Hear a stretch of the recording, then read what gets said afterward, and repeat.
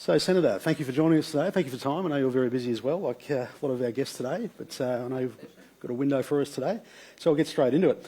So, Senator, the Tasmanian economy, like the mainland, is transitioning to renewable energy. I wanted to start by asking you about this and how you think the Tasmanian economy is positioned to transition successfully to renewables. Thanks for that question. Well, Tasmania is the state that's positioned best in terms of taking advantage of renewable energy and our commitment to meeting the carbon zero by 2050.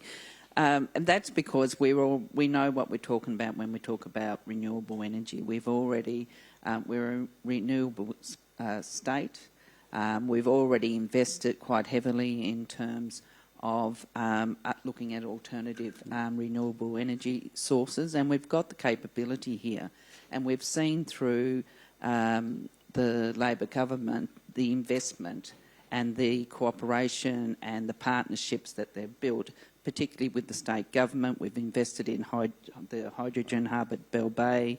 We've invested, of course, with Mariners Link with the state Tasmanian government and the Victorian government. So there's lots of opportunities, and with those opportunities, of course, come jobs, and those sorts of jobs are highly skilled jobs and secure jobs. So there's a lot of opportunity for Tasmania. We're well placed, and we've already, through those partnerships, already grabbed at a lot of the opportunities that are there. Well, Mariners Link is one you mentioned. There's been a lot of talk about that lately, so that's, everyone's keen to see that one happen. That's a lot of jobs we're talking about, and very important jobs that are coming here, and we need them to come here to take up those positions, but also to stay. So it's very important that Mariners Link goes. Absolutely, you're quite right there. Mariners Link is extremely important to take advantage. We need Mariners Link to be able to take advantage of the other renewable energy projects that are there, wind, including wind energy as well. So I understand the Commonwealth and the state government are in discussions around Mariners Link and going forward on Mariners Link. So it's pretty exciting, actually. It's good to see that discussion and collaboration between the Tasmanian government and the federal government. Next, the Tasmania's regional economy is increasingly becoming more dependent on tourism. How important is improving regional transport and infrastructure in the regions to boosting tourism, particularly for Tasmania's smaller towns, which may not traditionally be on the tourist trail?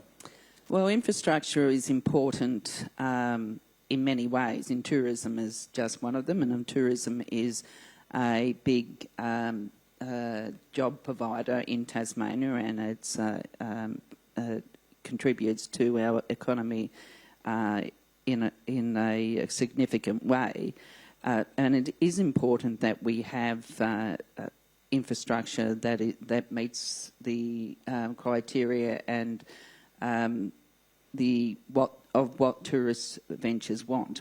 But that also goes to the fact that we do need infrastructure to enable other industries to grow and expand as well, because that's where our jobs will come from, and it's important. Tasmania is probably the most decentralised state in Australia, and people love living in regional towns. Tasmanians love living in regional towns. Those that come to settle here in Tasmania love their regional towns, and to be able to do that, you need good infrastructure, be that road infrastructure or telecommunications infrastructure, and we need to see that investment there, and the Albanese government is delivering on that investment. I heard one of your panel speakers talking about telecommunications connectivity, and one of the exciting projects that we are investing in is where we're partnering with Australia Post and to go around and collect the data about where the mobile black spots really are, where they are, and where Australia Post don't go. We'll use another carrier to give us that information. So it's quite exciting, but of course mobile black spot investment has been around for a very long time. There's a number of rounds and a number of areas in Tasmania that have taken advantage of mobile black spot funding, and we are going to be funded in the next round, and also that were funded in the October budget. So that's literally building a map of the state of where there's currently black spots. All around Australia. It'll be a very interesting piece of data. I think people will be interested in seeing, and it'll give us that give the information to the federal government and to be able to make decisions on evidence. So, which is what we really want to do, and we've got $1 billion over 3 years in terms of two funding rounds. One's a regional grants round, and the other one is a round, which is the one that I'm quite excited about, is precincts and partnerships. That's about listening to people at the local level, because you do get, and you heard it in the panel just before me, you do get really good decisions when you're listening to the people on the ground. And I don't think there is a politician that hasn't met a local government that hasn't got plans to transform parts of their city or parts of, well, I shouldn't say city, I should say town. And the good thing about local councils is they have come together as regional councils, and you see it in Burnie and Devonport. You see it around Hobart and Kingston.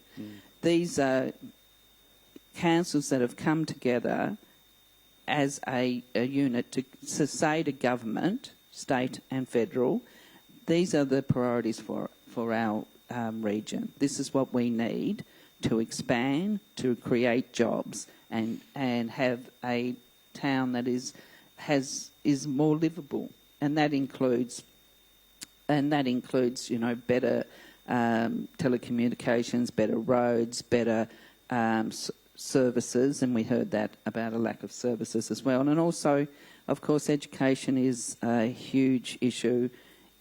In Tasmania, we still are below the national benchmarks in our children reaching, completing year 12 and going on to university or taking up a TAFE course. So there's a lot of work that needs to be done.